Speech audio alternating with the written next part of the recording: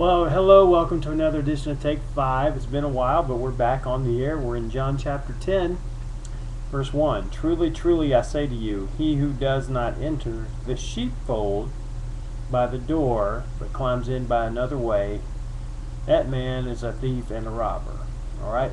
Now, we're going to be talking about sheep and shepherds here, and Jesus, of course, is the good shepherd, but there are some tremendous lessons to learn from anybody who is in any kind of leadership position, whether it's as a father or as a small group leader or as an elder of a church.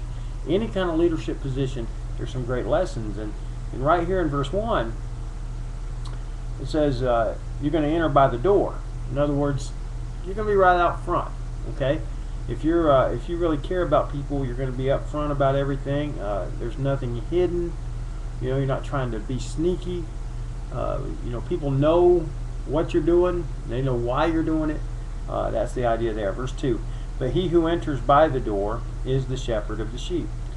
To him the gatekeeper opens. The sheep hear his voice, and he calls his own sheep by name and leads them out. If you're in any kind of leadership, you're going to know your people. You're going to know them by name. They're going to recognize you. They're going to want to follow you.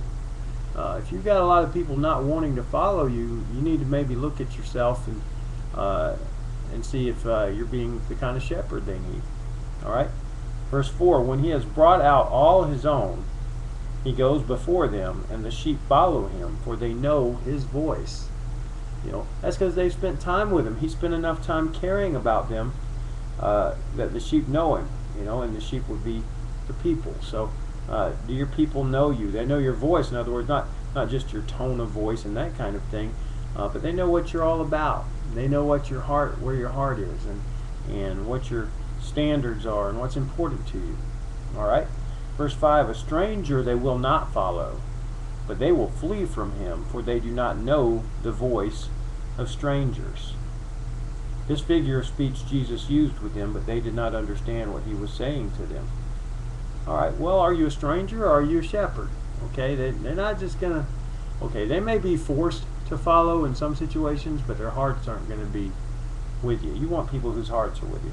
Verse 7, so Jesus again said to them, truly, truly, I say to you, I am the door of the sheep.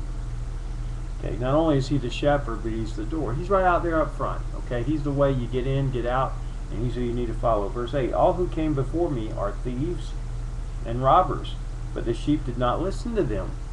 Now he's talking here about the religious, prideful leaders. All right.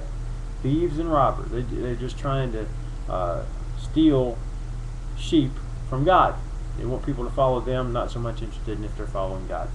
Verse 9, I am the door. If anyone enters by me, he will be saved and will go in and out and find pasture. All right? As long as you're doing things through Jesus, you're going to be great. You're going to be in good shape.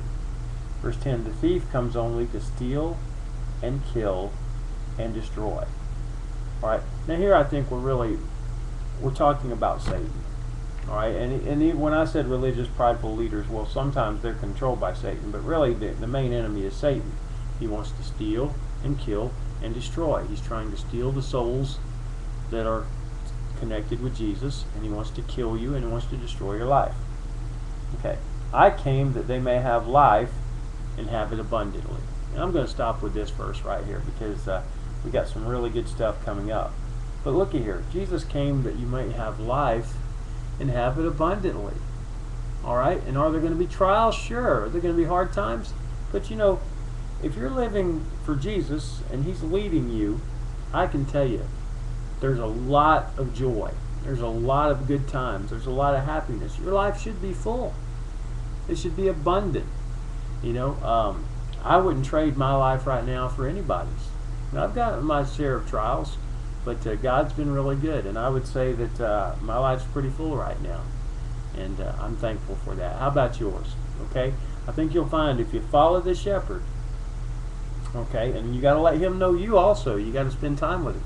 If you follow the shepherd and you stay in his pasture, don't be wandering off onto other pastures, but you stay where he is.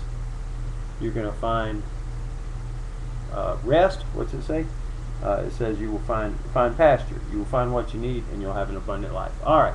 Come back tomorrow. Got some good stuff. I love this chapter for the next edition of Take 5.